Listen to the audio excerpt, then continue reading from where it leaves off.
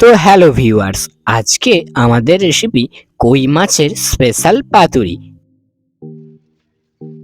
কই মাছের পাতুরি রেসিপিটা তৈরি করার জন্য তার সঙ্গে থাকছে বিশেষ বিশেষ টিপস অ্যান্ড ট্রিক্স। তো চলুন ভিডিওটা স্কিপ না করে পুরোটা দেখবেন। তো চলুন শুরু করা যাক। প্রথমে জ্যান্ত কই মাছগুলোকে মেরে ফেলুন, আস্তে আস্তে মারবেন।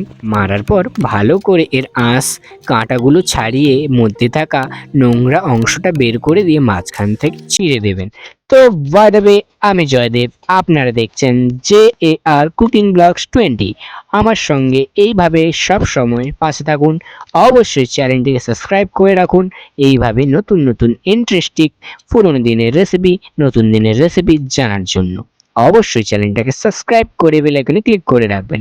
তারপর কই মাছটাকে ফ্রেশ করে ধুয়ে নেবেন। এরপর মিক্সারের মধ্যে জিরে, ধনে, কালো সর্ষে, কাজু, চালমগজ ও শুকনো লঙ্কা দিয়ে অল্প জল দিয়ে ভালো করে মিক্সড করে নেবেন। তারপর কই মাছে লবণ মাখিয়ে কিছু সময় রেখে দেবেন। এরপর আমরা কলা পাতাগুলোকে ছোট ছোট করে টুকরো করে কেটে নিয়ে উনুনে ভালো করে সেঁকে নেব, যাতে ভালোভাবে কলা পাতার মধ্যে মাছটা মোড়া হয়ে যায়, যাতে কলা পাতাটা না ফেটে যায়। এরপর এর মধ্যে দিয়ে দেব লবণ, হলুদ, লঙ্কার গুঁড়ো ও পেস্ট করে রাখা মশলা দিয়ে সরিষার তেল দিয়ে ভালো করে এটাকে ম্যারিনেট করে নেব। মাছটাকে অবশ্যই ভালো করে ম্যারিনেট করার পর প্রায় 10 থেকে 15 মিনিট ঢাকনা দিয়ে রেখে দেবেন। এরপরে মশলাযুক্ত মাছটা কলা পাতার মধ্যে ঠিক এইভাবে দিয়ে এর ওপরে দিয়ে দেবেন একটা কাঁচা লঙ্কা চেরা ও একটা পেঁয়াজ কুচি দিয়ে সরিষার তেল দিয়ে ঠিক এইভাবে, যেভাবে আমি মুড়ছি ঠিক এইভাবে আপনারা কলা পাতাটাকে মুড়ে নেবেন। তো সরিষার তেল দেওয়ার পর কলা পাতাটাকে ঠিক ভালোভাবে মুড়বেন। মোড়ার পর এখানে আপনারা সুতো দিয়ে ভালো করে কলা পাতাটাকে বেঁধে দিতে পারেন, কিংবা আমার মতো ঠিক এইভাবে মুড়েও রাখতে পারেন না সুতো দিয়ে বেঁধে। তো অবশ্যই ভালোভাবে মোড়াটা আপনারা দেখবেন।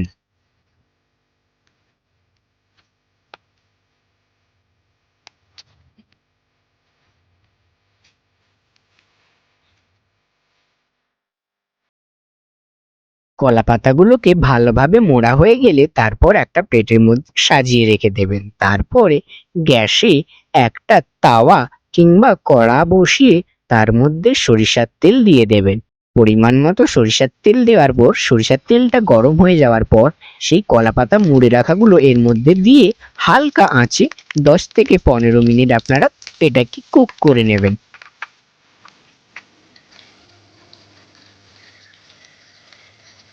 হ্যাঁ, অবশ্যই হালকা আঁচে ভাজার সঙ্গে সঙ্গে কলা পাতাগুলোকে ঠিক এইভাবে উল্টে পাল্টে ভেজে নেবেন। হালকা আঁচে ভাজলে কলা পাতার মধ্যে থাকা মাছগুলো ভালোভাবে সেদ্ধ হয়ে যাবে। তারপর ঢাকনা নামিয়ে নামিয়ে একবার আধবার ভালোভাবে খুলে কিংবা এইভাবে টিপে টিপে ভালো করে ফ্রাই করে নিলেই রেডি হয়ে যাবে আমাদের কলা পাতা দিয়ে স্পেশাল কই মাছের পাতুরি। আপনাদের এই রেসিপিটা কেমন লাগে অবশ্যই কমেন্ট করে জানাবেন।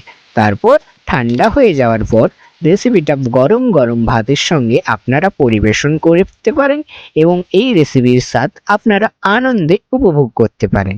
তো কেমন লেগেছে রেসিপি কমেন্ট করে অবশ্যই জানাবেন, এবং পরবর্তীতে আপনারা কি নতুন ভিডিও দেখতে চান অবশ্যই কমেন্ট করে জানাবেন।